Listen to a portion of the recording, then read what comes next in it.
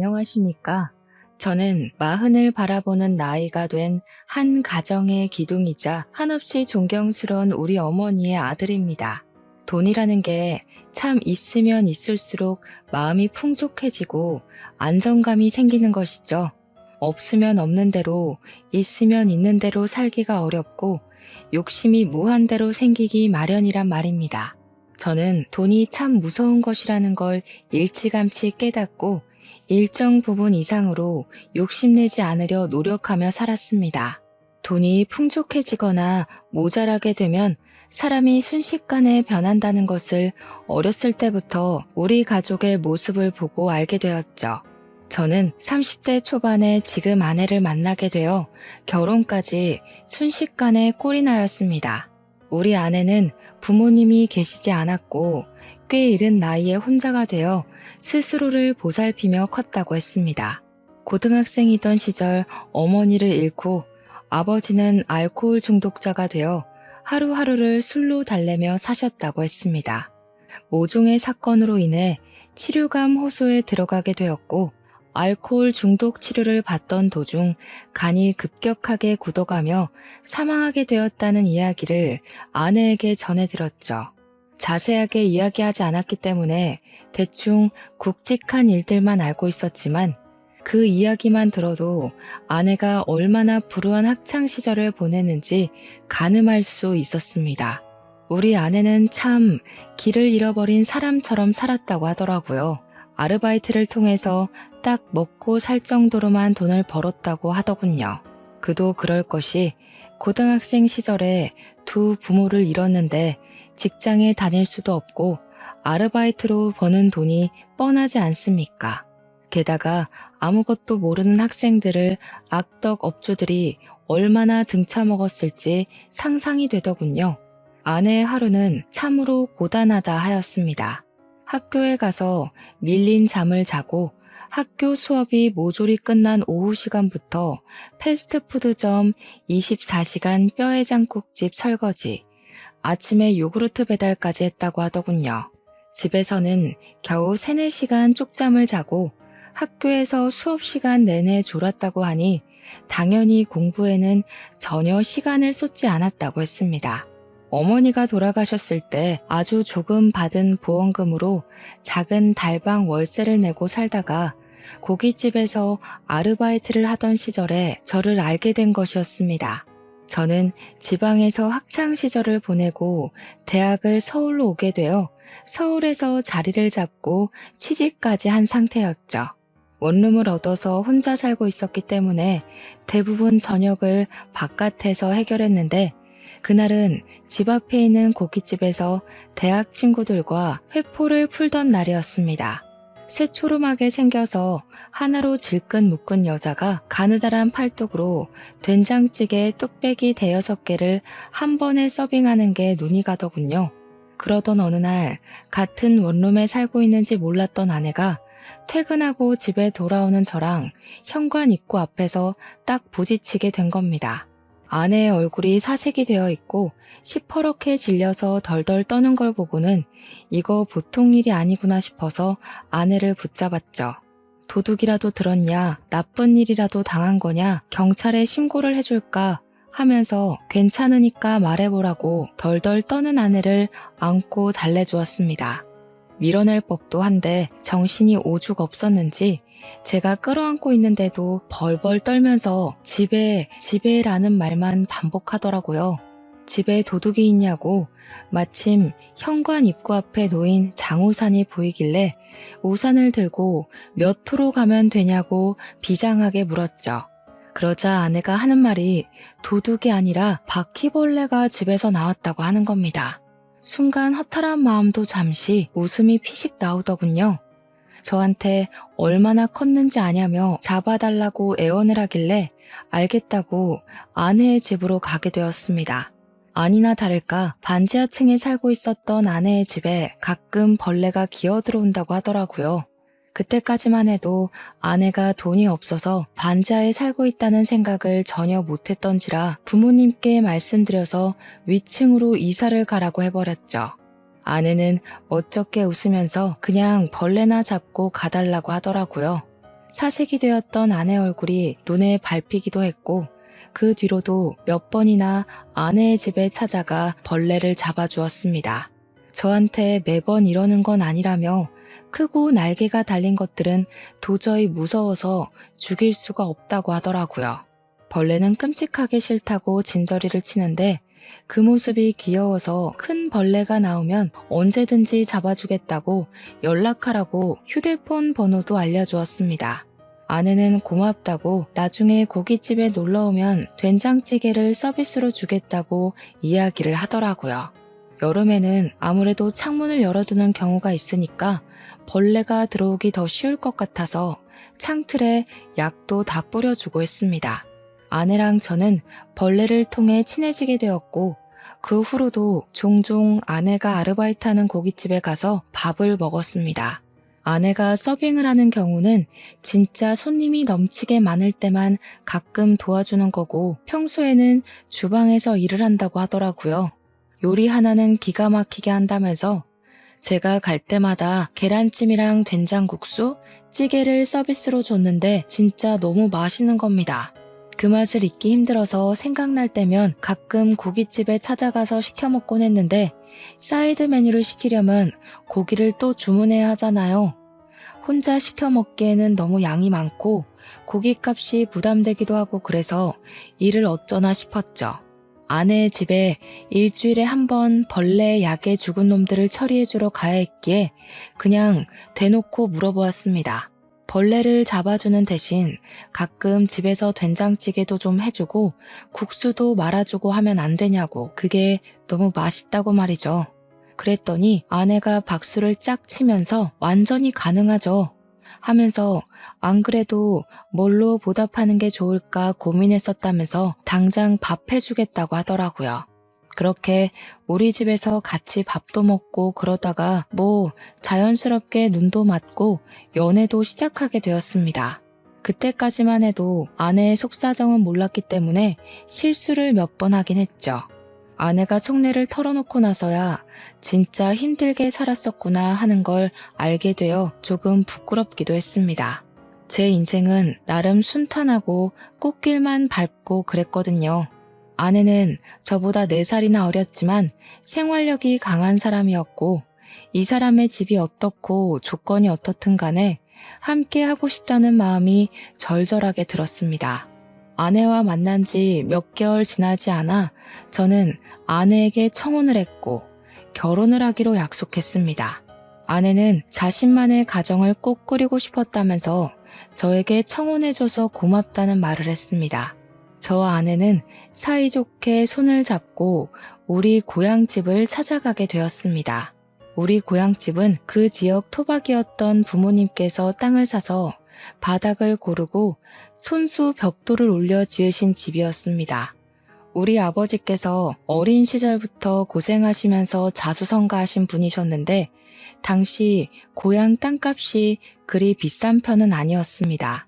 개발이 되지 않은 낙후된 지역이기도 했고 평야만 만개한 그런 동네였거든요.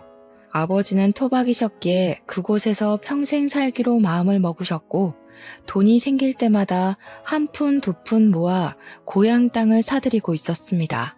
나중에 자식들, 손주들 모두 한 동네에 모여 살기를 꿈꾸시며 모은 땅이셨죠. 그런데 그 지역이 신도시로 지정이 되면서 개발이 되고 땅값이 어마어마하게 오르기 시작한 겁니다. 대기업 공장부터 시작해서 평야뿐인 땅에 신식 쇼핑몰에 호텔에 각종 편의시설까지 없는 게 없는 동네가 되어버린 거죠. 당연히 그 일대 땅을 가지고 있던 아버지는 떼부자가 되었고 고향에 상가 건물을 2채나 올리게 되었습니다. 이제 결혼해서 손주들만 떡하니 안겨주면 된다고 말씀하시던 아버지께 제가 만나는 아가씨를 데리고 가겠다고 하니 아주 난리가 난 거죠. 저희 어머니는 상다리 부러지게 음식도 직접 하시고 아버지는 터미널까지 외제차를 직접 끌고 나오셨고요. 그 차로 말할 것 같으면 평소에는 애지중지하셔가지고 배터리 방전만 되지 않게 시동만 살포시 거는 그런 차였거든요. 그런 외제차를 타고 집 앞에 딱 도착했는데 우리 집이 진짜 낡았거든요. 아버지께서 손수 지은 집이라 그런지 손볼 곳도 많은 집이었고 정말 노후된 벽돌집이었어요. 우리 아내는 아버지께서 땅을 팔아 부를 축적하셨다는 걸 전혀 몰랐으니까 저한테 슬쩍 물어보더라고요. 혹시 우리 집이 카푸어 집은 아니냐고요. 그래서 그게 무슨 소린가 했더니 차는 누가 봐도 관리가 잘 된 번쩍번쩍한 슈퍼카인데 집이 너무 후져서 그런 것이었죠. 빚내서 차만 좋은 걸 끌고 다니는 건 아닌가 슬쩍 걱정이 됐대요. 아버지께서 그 이야기를 얼핏 들으시고는 절대 아니라고 이 집이 자기가 지은 집이라 허물지 못해서 그런 거라고 껄껄 웃으셨습니다. 우리 어머니께서는 이때다 싶으셨는지 안 그래도 자기도 아파트로 이사가고 싶다고 말 얹으시고요. 부모님은 아내의 이야기를 전부 들으신 이후에 참 마음으로 겉으로도 예뻐해 주셨습니다. 고등학생 때 부모님을 모두 잃고 혼자 살아오느라 얼마나 힘들었겠냐고요. 우리 아들은 초중고를 다 이 동네에서 부족함 없이 살아왔기에 그런 마음을 잘 모를 거라고 손을 잡고 토닥여 주셨죠. 우리 아버지께서 없는 살림에 한 푼 두 푼 모아서 자수성가하신 분이라고 했지 않습니까? 그래서 그런지 치열하게 살아야만 했던 우리 아내가 마음에 걸리셨었나 봐요. 저보다 더 친자식처럼 아껴주시기 시작했어요. 결혼도 아직 안 했는데 용돈부터 막 찔러주시고 인사드린 이후에는 아내 생각나서 샀다면서 옷 같은 것도 사다 주시고 말이죠. 우리 아내 역시 부모님에게서 받지 못한 사랑을 우리 부모님께 전부 받는 것 같다면서 너무나도 행복해했고 축복 속에 결혼식을 올렸습니다. 결혼 이후에도 서울에서 쭉 생활을 하다가 우리 마음에 걸리는 것이 하나 생겼습니다. 바로 임신이 되지 않는다는 것이었죠. 아내랑 저랑 병원에도 가봤지만 몸에 문제는 전혀 없는데 자연 임신이 잘 되지 않는 것이었습니다. 시험관을 해야 할까 고민도 했는데 아내가 천천히 기다려보면 안 되겠냐고 하더라고요. 시험관 시술이 엄청 아프고 고생이라는 걸 들었던지라 선뜻 시술을 하자고 말도 못하겠더군요. 어머니께서는 애가 왜 안 들어설까 하고 걱정도 하시고 은근히 손주 보고 싶다고 보채기도 하셨지만 그때마다 아버지께서 어머니를 말리셨습니다. 어련히 아이들도 계획이 있고 노력하고 있지 않겠냐고 스트레스 주면 더 나쁘다고 하시면서 말이죠. 그렇게 서울과 고향집을 왔다 갔다 하면서 지내던 도중에 제가 다니던 회사가 외국계 회사로 인수가 되면서 제 자리가 위태위태해졌습니다. 한순간에 경영진이 물갈이 되면서 구조조정이 시작되었고 희망퇴직자를 조사하기 시작했습니다. 저는 고민을 하다가 윗선에서 그동안의 실적이 부족했던 것을 걸고 넘어지길래 권고사직이구나 싶어서 희망퇴직을 신청하게 되었습니다. 갑자기 백수가 되어버리고 나서 저와 아내는 앞으로의 생활을 어떻게 해야 할지 몰라 무기력해졌습니다. 그 소식을 들은 아버지께서는 저에게 고향에 내려와 본인이 관리하던 건물 관리를 해보는 게 어떻겠냐고 권유를 하셨습니다. 서울 물가를 감당하는 것도 힘들긴 했고 아내도 부모님 곁에서 살아보는 게 어떻겠냐고 하더라고요. 저는 결국 그 권유를 받아들이기로 했고 바로 짐을 싸서 고향으로 내려가게 되었습니다. 아버지께서 애지중지하시며 관리하던 건물을 제가 이어받게 되었습니다. 그렇게 서서히 서울을 떠나 신도시 생활에 적응해 가던 어느 날 믿고 싶지 않은 일이 벌어졌습니다. 바로 저희 아버지께서 갑자기 쓰러지시게 된 거죠. 뇌경색으로 쓰러지신 아버지는 눈조차도 제대로 뜨지 못하고 사람도 전혀 알아보지 못하시고 내내 누워만 있게 되었습니다. 아버지께서 쓰러지셨다는 소식에 하이에나 같은 먼 친척들이란 사람들은 병원으로 찾아와서 아버지께서 일궈낸 불을 나눠 갖기 원하셨습니다. 우리 어머니를 보채서 콩고물을 조금이라도 나눠 먹길 바라셨죠. 가족끼리 서로 돕고 살아야 하는 것 아니냐, 건물도 있고 땅도 있다던데 조금만 나눠달라고 소란을 일으키는데 정말 정신이 없더라고요. 우리 아내가 화가 나서 지금 아버님이 누워서 사경을 헤매고 있는데 여기 와서 그딴 소리 하고 싶냐고 전부 쫓아냈습니다. 그러더니 하루라도 빨리 변호사를 선임해서 유산 정리부터 하는 게 좋겠다고 저에게 이야기를 하더군요. 이렇게 내버려 두다가는 먼 친척들이라는 사람들이 핏줄 운운하면서 다 털어가게 생겼다고 하는데 뭔가 좀 그렇더라고요. 저는 아버지가 쓰러지셨다는 슬픔에 젖어서 아무것도 하지 못하고 넋을 놓고 있는데 아내가 너무 이성적으로 대처를 해서 놀랐다고나 할까요? 사람을 전혀 알아보지 못하셨던 아버지는 간간히 의식이 돌아오시기도 했습니다. 그 타이밍을 노리고 있다가 아버지가 운전하실 때마다 유산 상속에 관한 이야기를 나누었고 상속에 관한 마무리를 지을 수 있었습니다. 어머니께서는 정말 독하다면서 아버지께서 돌아가신 것도 아닌데 이렇게까지 해야 하는 거냐고 핀잔을 주시고 너무하다 말씀하셨습니다. 저도 아버지의 정신이 온전할 때 추억을 더 나누지 못함이 죄스러워 고개를 숙이고 있는데 우리 아내가 어머니께 한 소리를 딱 하더군요. 이러다가 친척들이 자기 집은 타령하면서 들고 일어나면 어쩌려고 이렇게 안일하게 대처할 수 있냐고 법적으로 테두리를 둘러야 할 것 아니냐고 하더군요. 강경한 말투로 딱 잘라서 어머님, 이게 다 우리 좋자고 하는 일이잖아요 하는데 어머니께서도 조금 놀라시더라고요. 그리고 아버지가 쓰러지신 지 6개월이 지나 결국 병환이 깊어져 긴 영면에 잠기셨습니다. 저랑 어머니는 엉엉 울면서 아버지의 죽음을 받아들이지 못하고 있는데 우리 아내가 자꾸 장례식장 밖으로 나돌기 시작하더군요. 손님이 오시면 가족들이 전부 인사를 해야 하는데 아내가 자꾸 자리를 비우더라고요. 어디 갔나 찾아보면 장례식장 밖에 쪼그려 앉아있고 커피 자판기 앞에 앉아있고 말이죠.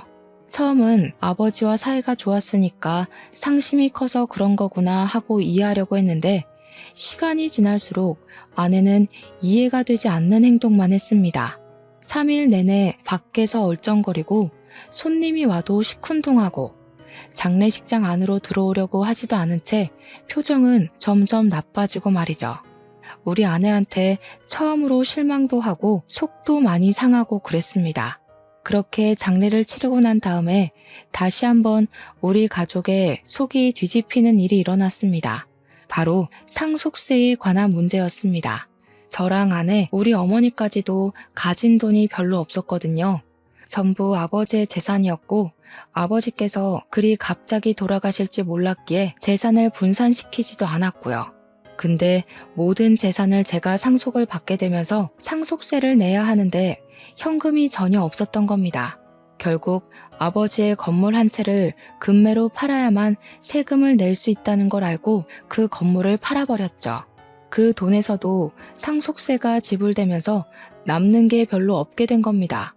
결국 추가로 대출까지 받아서 세금을 물어야 했습니다. 거기에 종부세까지 턱하니 겹쳐지니까 정말 정신이 없더라고요. 그런 와중에 우리 아내가 그러더군요. 건물 1층 세입자 계약이 끝나가는데 그 자리에서 자기가 장사를 하면 안 되겠냐고요.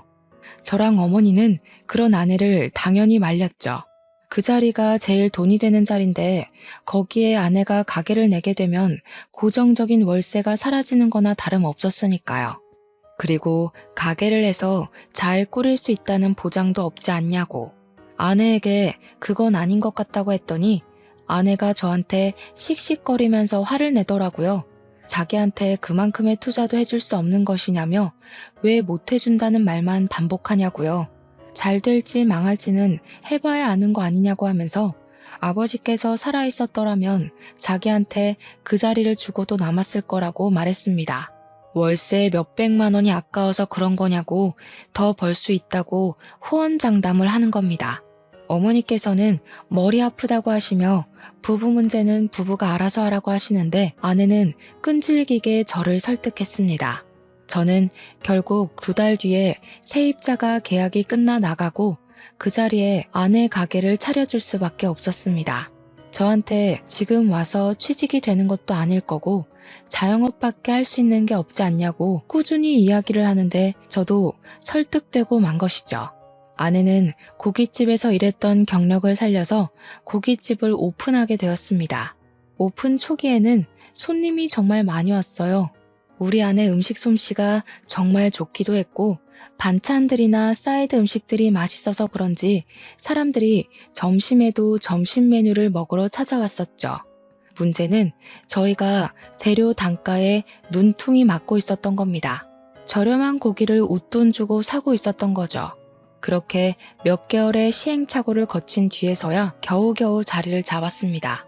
고깃집을 하려면 가장 중요한 반찬이 뭔지 아십니까? 된장찌개? 열무국수? 김치? 전혀 아닙니다. 바로 파절이입니다.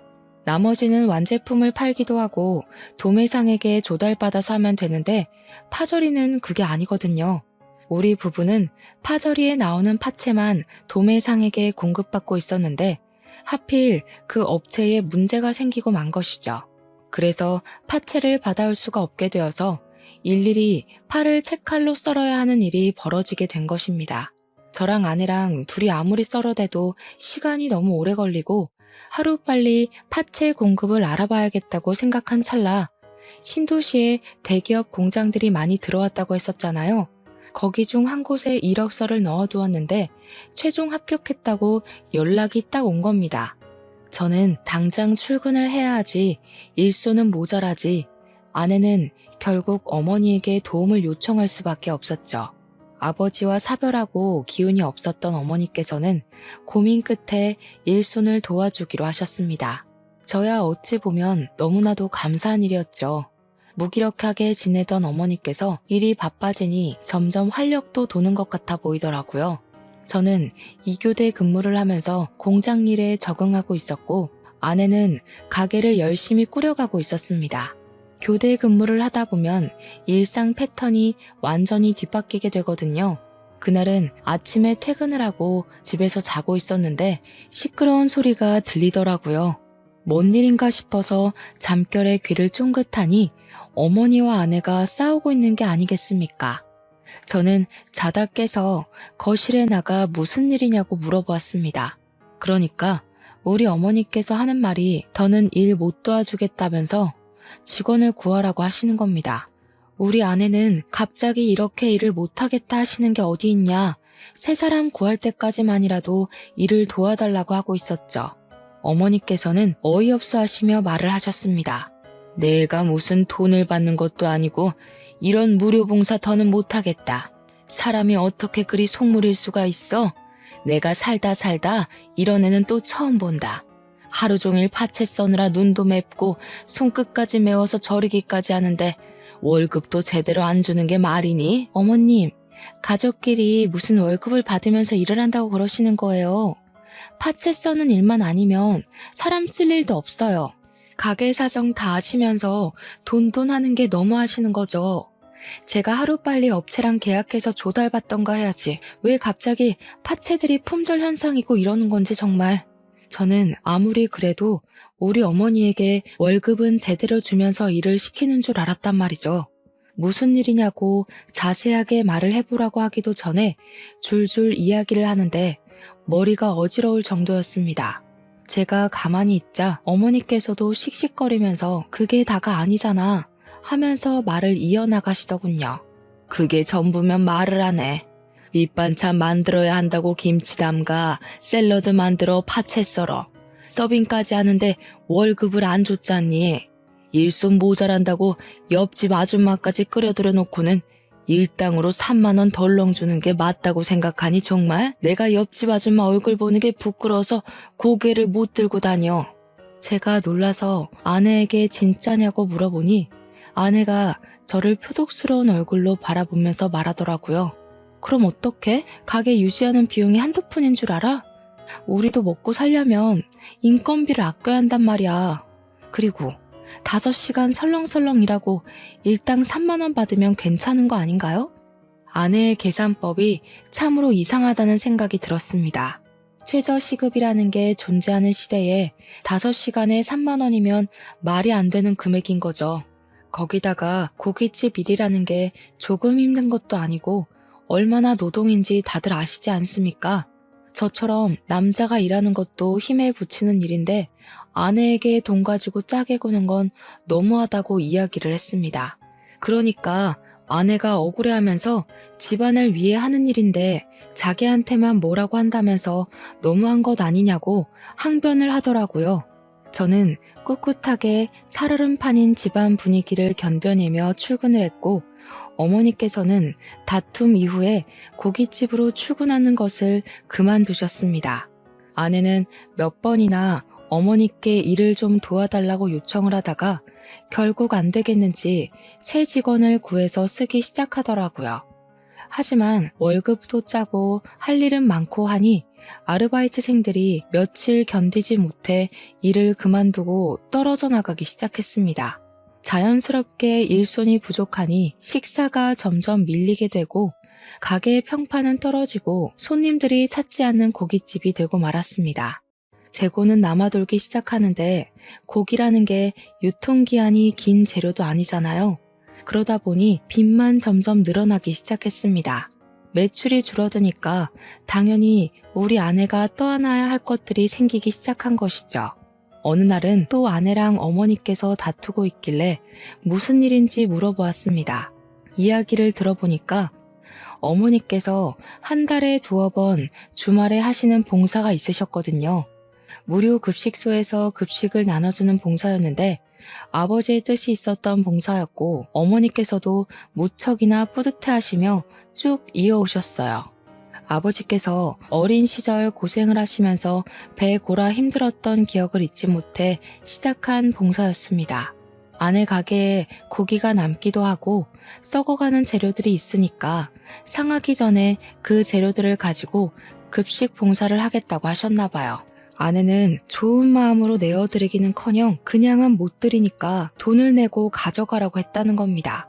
어차피 시간이 지나면 아무것도 하지 못하고 그냥 쓰레기가 될 재료니까 싸게 달라고 했더니 아내가 정가에 가져가라고 했대요. 글쎄 도매가도 아니고 가게에서 파는 정가의 유통기한에 가까워오는 고기를 가져가라고 하니 얼마나 기가 막힙니까? 순수한 마음으로 봉사를 하러 다니시는 어머니한테 장사를 하려고 드니 어머니께서 열이 잔뜩 받으신 거죠. 어차피 내버려두면 음식물 쓰레기로 처리될 것들을 불우한 이웃을 위해 쓰는 게 뭐가 어렵냐고 아내에게 소리를 치신 겁니다. 그러니 우리 아내고 콧방귀를 픽 끼면서 선을 세게 넘어버리고 말았던 거죠. 그 사람들 도와서 얻는 게 뭐가 있는데요? 고기 맛 좋다고 우리 가게 와서 회식이라도 하겠대요? 거지새끼들이? 그 말에 저도 경악을 금치 못했고 우리 어머니께서도 부들부들 떨다가 아내의 뺨을 확 후려치셨습니다. 저는 어머니의 행동에도 놀랐죠. 아내 역시 뺨을 맞았다는 게 충격이었는지 아무 말도 못하고 어머니를 노려보고 있더라고요. 우리 어머니께서는 아주 침착하게 아내를 향해 깊은 분노를 표출하셨습니다. 너 원래 이렇게 못돼 처먹은 애였니? 우리 남편이 너 고생하며 자랐다고 안쓰럽다고 챙긴 게 내 평생의 한이다. 이렇게 못되고 막대 먹은 아이인 줄 알았으면 진즉에 우리 집에 들이지도 않았을 거야. 마음을 곱게 쓰지 않으니까 너에게 아이도 들어서지 않는 거야. 이 양심도 없는 계집애. 어머님, 어떻게 아이가 들어서지 않는 이유를 거기다가 갖다 붙여요? 마음을 곱게 쓰고 봉사를 하면 애가 들어선다고 누가 그래요? 꿈에 삼신할미라도 나와서 이야기를 해주시던가요? 어머니를 비꼬면서 또박또박 말대답을 하는데 그 꼴을 보고 있자니 제가 다 열이 받고 화가 나더라고요. 그래서 아내에게 소리치면서 이야기를 했죠. 우리 어머니한테 그게 무슨 발버릇이냐고요. 솔직히 내가 생각해도 너 너무 많이 변한 것 같다. 처음 만났을 땐 이렇게 돈 타령하는 애도 아니었다고 합니다. 당장 우리 어머니한테 사과하지 않으면 나도 강경하게 나가겠다고 하니까 아내가 저를 째려보더라고요. 무서울 줄 알고? 이제 공장 출근하면서 돈 좀 번다고 유세 떠는 거야 뭐야? 솔직히 당신이 나한테 해준 게 뭐가 있어? 내 일을 도와줬어? 뭘 해줬어? 타지에 와서 친구도 없이 괴로워하는 나한테 당신이 내 친구가 되어주긴 했어? 너무한 게 누군데? 물론 아내가 연고도 없는 동네로 내려와 심적으로 우울해하는 걸 알고 있어서 제가 얼마나 노력을 했는지 모릅니다. 시간이 될 때마다 밖에 돌아다니며 데이트를 하려고 했고 아내의 취미 생활도 이해하려고 노력했고요. 제 노력은 깡그리 무시를 하고 자기 잘못은 하나도 없다는 식으로 이야기를 하는데 그냥 넘어가면 안 되겠더라고요. 지금 가게 운영한답시고 집안을 빚을 내는 게 다 누군데 저한테 이런 식으로 이야기를 할 수 있단 말입니까? 화가 머리끝까지 차오른 저는 아내에게 딱 잘라 이야기를 했습니다. 앞으로 가게 유지하고 싶으면 우리 어머니께 월세를 내는 게 좋겠어.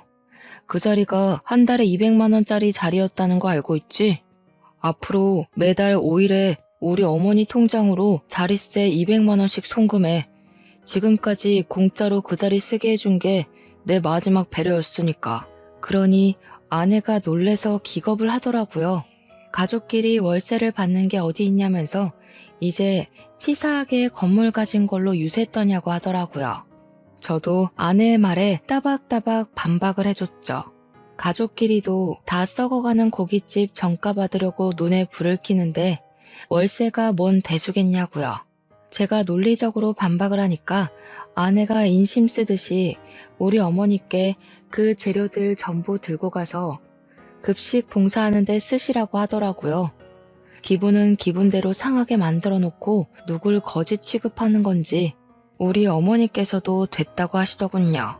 다 썩어가는 식재료 써봐야 좋은 소리 못 들을 거라며 도매상에게 신선한 재료 구입해서 쓸 거라고 하셨습니다.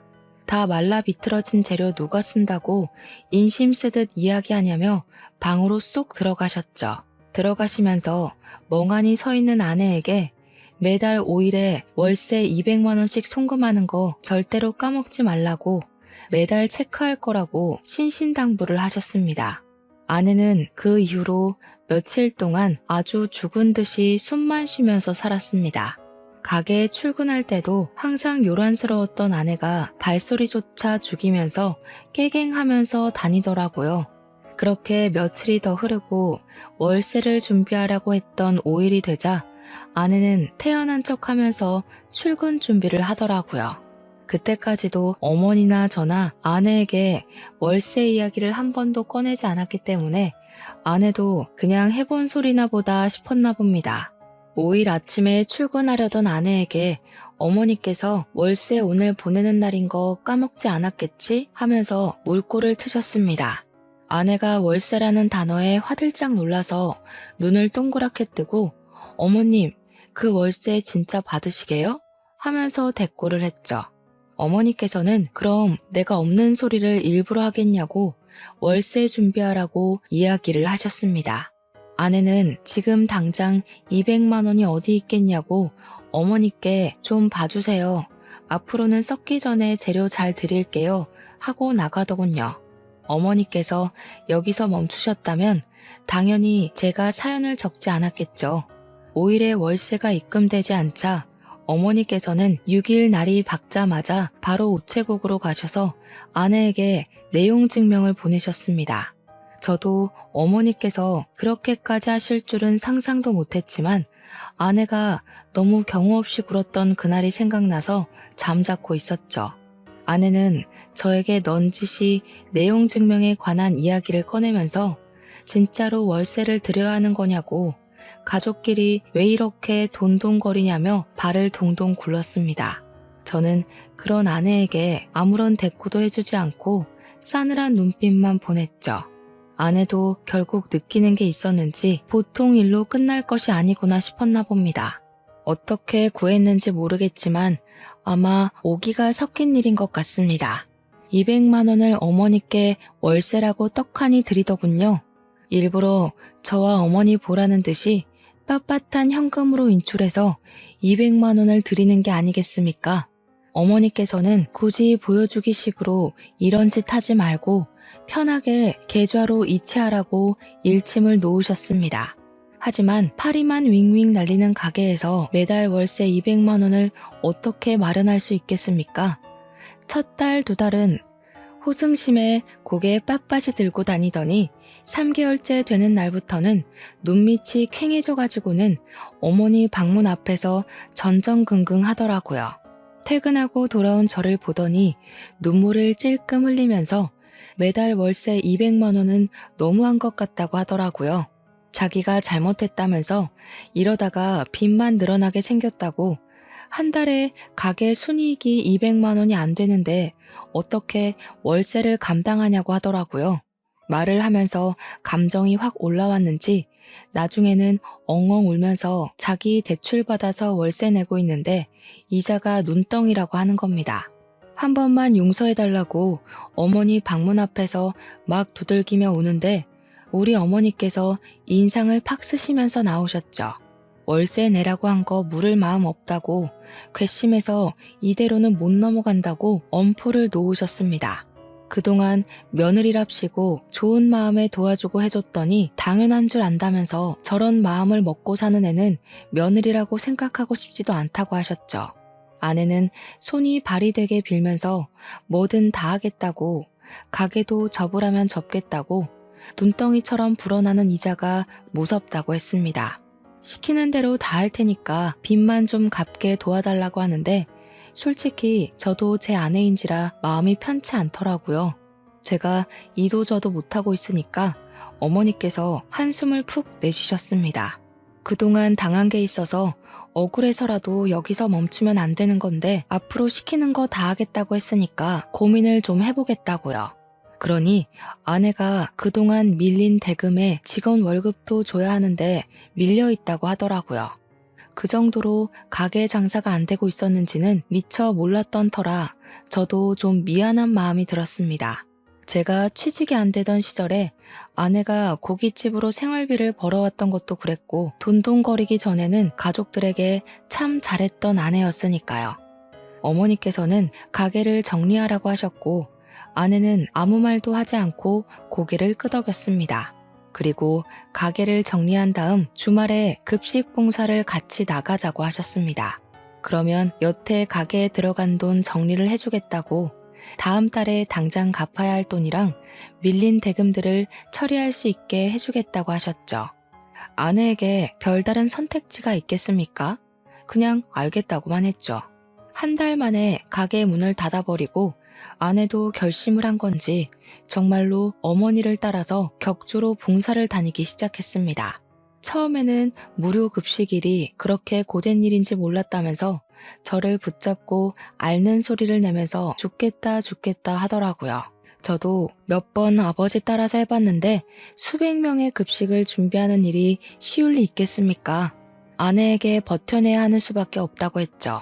처음에는 죽겠다고 하던 아내가 점점 요령이 생기고 재미가 붙었나 보더라고요. 봉사하면서 뿌듯한 마음이 든다면서 격주로 가던 봉사를 기다리고 있더군요. 우리 아내 음식 솜씨가 좋아서 그런지 주변 칭찬도 자자하고 메뉴 정하는 것부터 자기가 만든 음식을 먹고 행복해하는 사람들을 볼 때마다 반성이 되더라고 하더이다.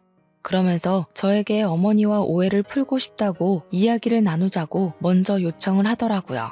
그때까지만 해도 우리 어머니께서는 아내에게 있던 불편한 감정이 남아있던 상황이었습니다. 아버지의 장례식장에서의 일도 그렇고 돈에 환장했던 아내에게 실망을 깊게 한 탓이었죠. 자리를 마련하긴 했지만 쉽게 입을 열지 못하던 아내는 소주 한 잔을 입에 털어놓고 본인의 이야기를 하기 시작했습니다. 저와 어머니는 이내 경악을 하고 말았습니다.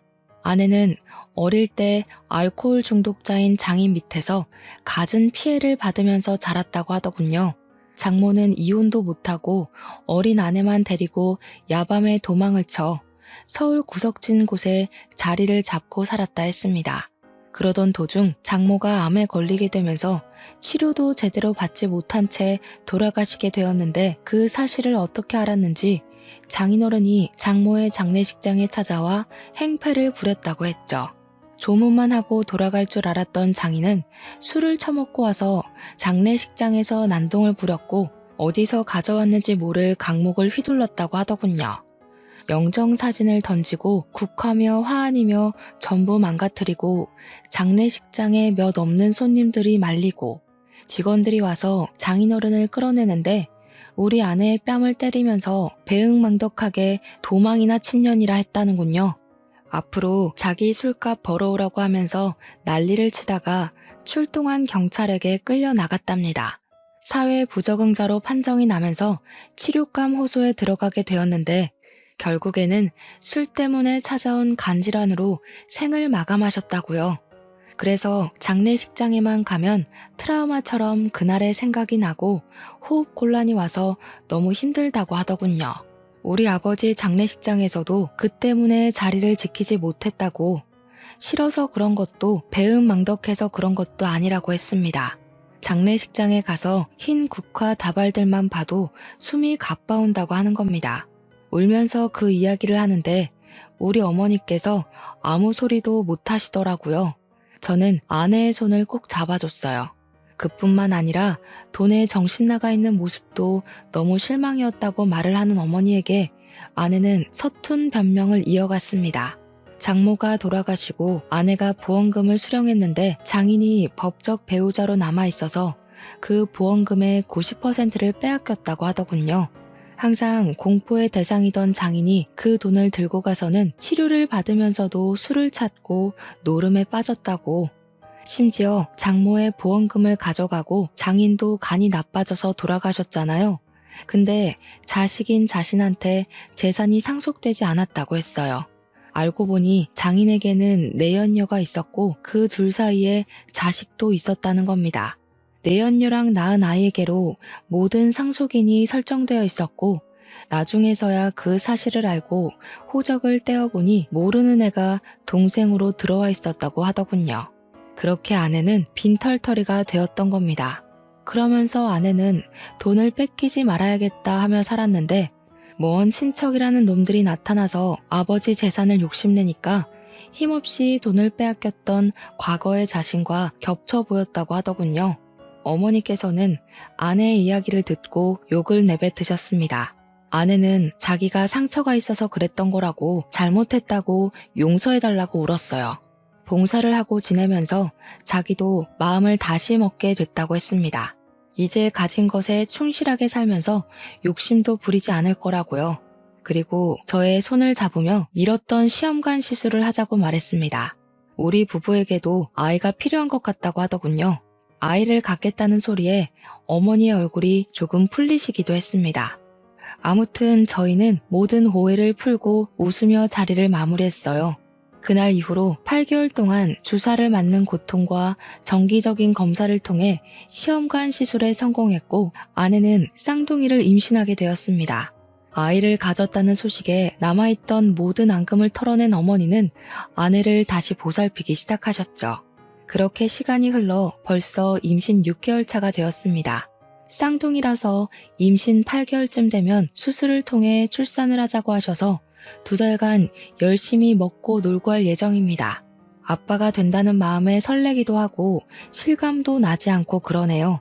걱정이 되기도 하지만 우리 부부 그리고 우리 가족이 돈독해진 만큼 어떠한 고난도 잘 이겨낼 수 있을 거라 믿어 의심치 않습니다.